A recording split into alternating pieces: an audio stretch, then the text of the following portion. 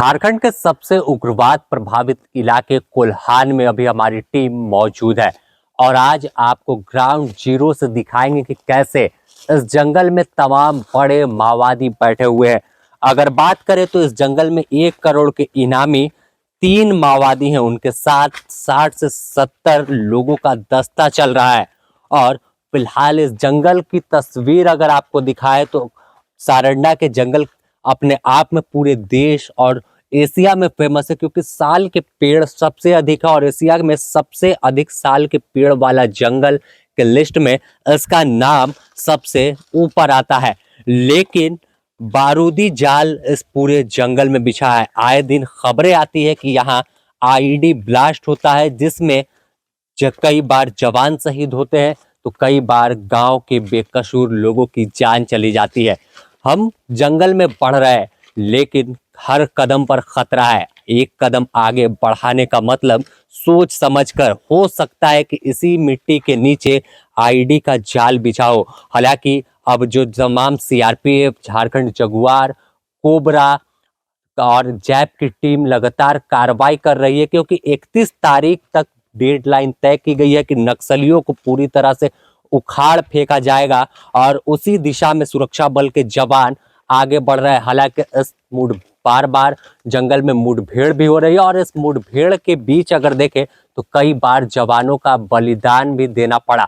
अगर बात हम इस जंगल में करें तो इस इलाके में अगर आप बाईं ओर देखें तो कुछ ही दूर पर जब सीधे जाएंगे तो टोटो थाना क्षेत्र का इलाका आता है और जराई केला का इलाका इस और इसी जंगल में अंदर लगेगा। और सबसे बड़ी चीज कि उड़ीसा बॉर्डर तक ये जो पूरा जंगल है, उड़ीसा में भी आज कुछ शामिल हो जाता है। तो माना जाता है कि जिस तरह से पूरे इलाके में नक्सलियों का गढ़ है, जब बूढ़ा पहाड़ पर कार्रवाई हुई, पारसनाथ इलाके में कार्रवाई हुई, तो नक्सलियों का जो हेडक्वार्टर था वो वहां तबाह हुआ और ऐसे में इस जंगल में नक्सलियों ने बारूदी जाल बिछाया। देखिए हमारे सहयोगी संतोष सिंह लगातार आपको तस्वीर दिखा रहे हैं और कैसे इस जंगल की जमीन बारूदी है, कैसे खून से यहाँ पर लाल है। कई सैकड़ों जवानों ने अब तक अभियान में शहादत दे दी है और साफ तौर पर जंगल अपने आप में काफी मनोरम है, शुद्ध हवा है, लेकिन यहाँ की हवा में बारूद की गंध भी आपको जब जंगल के अंदर जाएंगे तो साफ तौर पर महसूस होगी। अगर हम बात कर ले तो इस जंगल में 1 करोड़ का इनामी मिसिर बेसरा, एनलदा, आकाश जैसा, तिमिर जैसा कुख्यात माओवादी बैठा हुआ है। हम आगे सुरक्षा कारणों से नहीं जा सकते, लेकिन अगर आपको तस्वीर दिखाए तो देखिए किस तरह से सर्च अभियान जंगल में चलाया जा रहा है सुरक्षा कारणों से। जब हम पहले गए थे तो जवानों ने और तमाम अधिकारियों की हमने वीडियोग्राफी की, हालांकि पीछे से कुछ कुछ शॉट बनाना अलाउ होता है क्योंकि सर्च अभियान के दौरान खतरा होता है।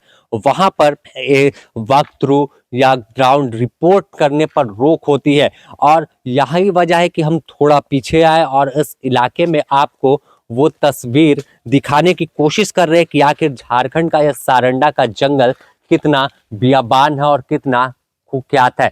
अगर साफ तौर पर देखें तो पुलिस मुख्यालय भी एक एक्शन प्लान बना चुका है और जिस तरह से सहदेव सोरेन जो 1 करोड़ का इनामी था, प्रयाग मांझी था, उसे ढेर कर दिया और लगातार पुलिस मुख्यालय की ओर से अपील की जा रही है कि जंगल का रास्ता छोड़कर नक्सली मुख्य धारा में लौटे और मुख्य धारा में लौटकर एक सामान्य जिंदगी गुजारे, जिससे उन्हें झारखंड सरकार की आत्मसमर्पण और पुनर्वास नीति के तहत कई लाभ भी मिलेगा। तो ये जंगल अपने आप में कई कहानियों को दर्शाता है। एक तरफ कई मिनरल्स इस जंगल के अंदर है, साल का पेड़ है, तो दूसरी तरफ नक्सलियों का हेडक्वार्टर भी माना जाता है। तो नक्सलियों के हेडक्वार्टर से हम आपको ये तस्वीर दिखा रहे हैं कि कैसे इस जंगल में नक्सलियों का घर है और कैसा ये जंगल है।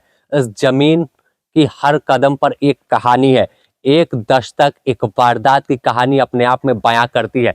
अगर बीते कुछ दिन पहले की बात करें तो यही वो इलाका था जहां पर आईडी का ब्लास्ट हुआ था और आपको गड्ढा दिखाई देगा जिसमें एक सीआरपीएफ का डॉग जो था, ट्रेनिंग डॉग था, वो शहीद हो गया था। एक जवान उसकी चपेट में आए थे। तो साफ तौर पर ये इलाका खतरों से भरा हुआ है और जिस तरह से लगातार कार्रवाई सुरक्षा बल के जवान कर रहे हैं तो नक्सली बौखलाहट में पूरे इलाके में आईईडी का जाल बिछा कर रखे, कहीं प्रेशर बम होता है और कदम कदम पर आपको खतरा महसूस हो सकता है। यही वजह है कि हम इस जगह से आगे नहीं बढ़ रहे। कुछ देर पहले जब हम जवानों के साथ आगे गए थे तो वहां पर तमाम चीजें थी, बम निरोधक दस्ता जो है वो अभियान में साथ होता है, तो उनकी टीम के साथ गए तो तमाम चीजें जांच हो रही थी। लेकिन फिलहाल जिस जगह पर है ये खतरों से भरा इलाका, और आपको चारों ओर, आपको अगर सड़क पर जाना है तो यहाँ से 10 किलोमीटर पैदल चलकर बाहर निकलना होगा। हालांकि बिजली के तार यहाँ जरूर पहुंचे हुए हैं, और इस छोर के दूसरी ओर अगर बात करें तो कई गांव आते हैं जो आज भी मानो मुख्य धारा से कटे हुए हैं। तो हम इस तस्वीर को इसलिए दिखा रहे हैं कि आखिर कैसे झारखंड बदल रहा है और कैसे नक्सलियों का गढ़ कहे जाने वाला सारंडा अब तबाह होने के कागार पे आ गया है। और सारंडा में अब नई सुबह की तलाश में तमाम जवान जंगल में लगातार कार्रवाई कर रहे हैं। पुलिस मुख्यालय बार बार अपील कर रहा है कि जो नक्सली अभी भी हथियार उठाए हैं वो आत्मसमर्पण कर दे और मुख्य धारा में लौट जाए। सारंडा से अपने सहयोगी संतोष के साथ द न्यूज़ पोस्ट के लिए मैं समीर।